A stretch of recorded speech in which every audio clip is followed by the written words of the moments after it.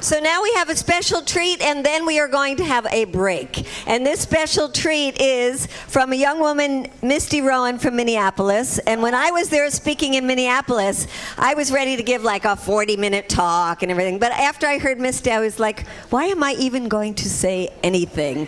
Let's give a hand for Misty. Thank you. Thank you. All right, I'm just going to use, if that's all right, because this one I use my hands. All right. Thank you, guys. Thank you, everyone who's spoken so far, because this has really been an amazing summit, and I'm really excited about tomorrow, too.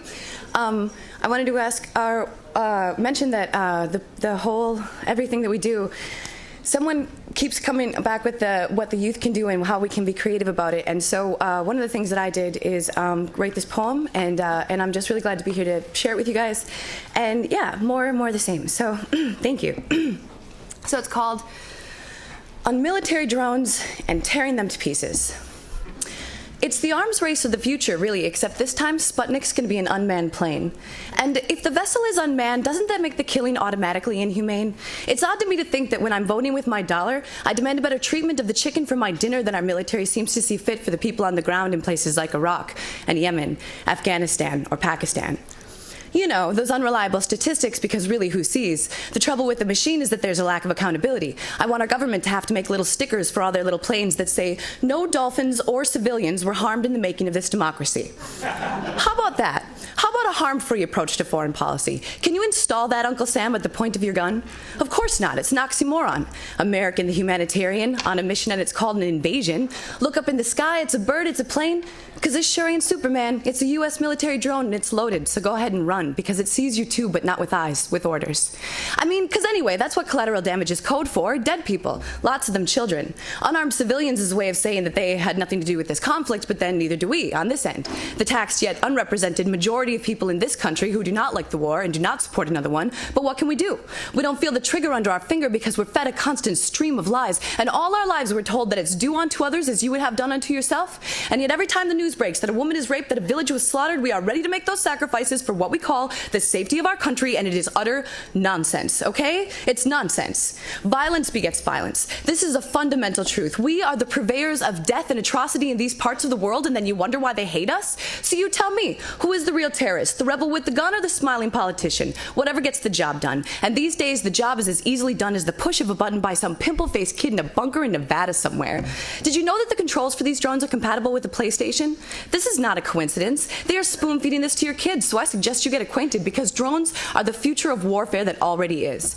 And I heard that Obama just okayed the use of drones over all U.S. airspace within the next couple of years. So be prepared to see them around, equipped with cameras instead of bombs. That's supposed to make us all feel safer. You know, they say that they are looking for the terrorists among us and looking at everyone, you know, just in case. Even though the only cases it seems that our government team can solve these days are the ones they cooked up in the first place. But hey, they gotta spend that budget some way, don't they? And did you know that it takes a whopping, jaw-dropping 300 people to fully operate one of these things for just one day? One of these $28 million planes? Oh yes, sirree, it's a booming industry. You remember that bumper sticker about how great it'd be if schools had all the funding that they needed and the Army had to hold a bake sale? People, this is what your government is busy buying. This is where your tax dollars go. So when they tell you they've got to cut some spending, you just tell them, land some drones, man. Just land the drones.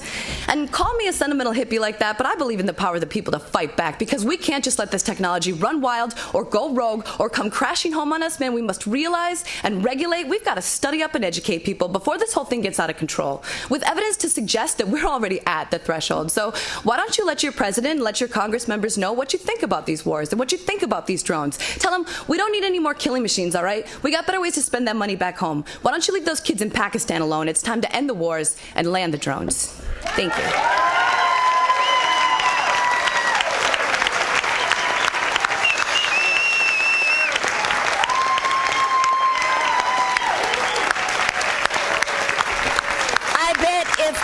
West came up and gave her a hug, she would be really thrilled. Cornell, if you came up and gave her a hug, I bet it would make her day.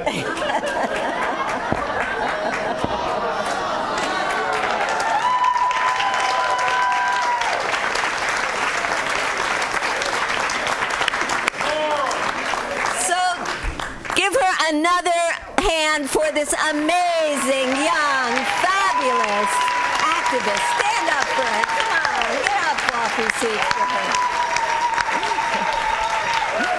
She says in 4 minutes what it takes some of us an hour to say.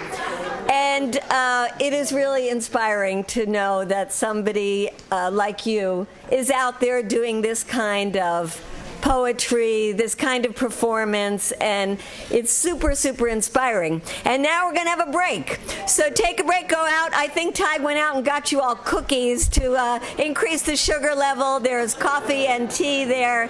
And take a 10, 15 minutes break. Let's say we'll start back at 4 o'clock.